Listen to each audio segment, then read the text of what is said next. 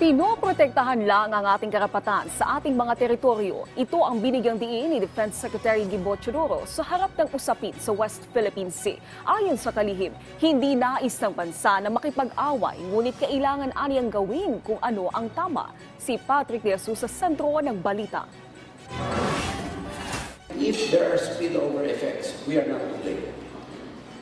We do not want a fight. We want peace. Ito ang binigyang diin ni Defense Secretary Gilberto Teodoro Jr. hinggil sa pag-iit ng bansa sa ating karapatan sa West Philippine Sea. Sa Manila Overseas Press Club Defense Night kagabi, sinabi ng kalihim na alinsunod ito sa itinakda ng batas na sinuportahan pa ng United Nations Convention on the Law of the Sea o UNCLOS. Anya, walang dapat isisi sa Pilipinas dahil ginagawa lamang ng bansa kung ano ang tama. We are not the ones encroaching on the exclusive economic zone of another country.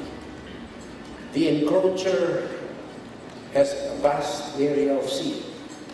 And if they ask us to meet them halfway when they have already eaten 3/4 of the way into our exclusive economic zone, where is the fairness in that? Nito lamang buwan sa isang bilateral consultation meeting sa Shanghai, kapwa nagkasundo ang Pilipinas at China na paupain ng tensyon sa West Philippine Sea at paplantsahin ang gusot sa mapayapang paraan.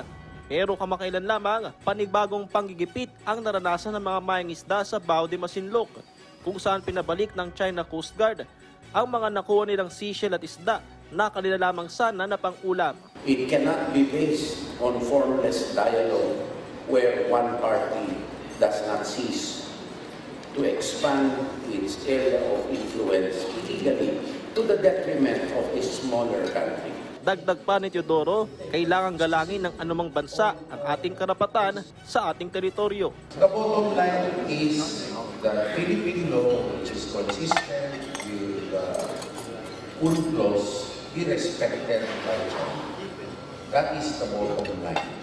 We cannot meet halfway with China in that because it is forcing us, without our choice, to be its sole partner in developing those resources which rightly belong to Filipino citizens. This is not China's property at all. The resources being the sea.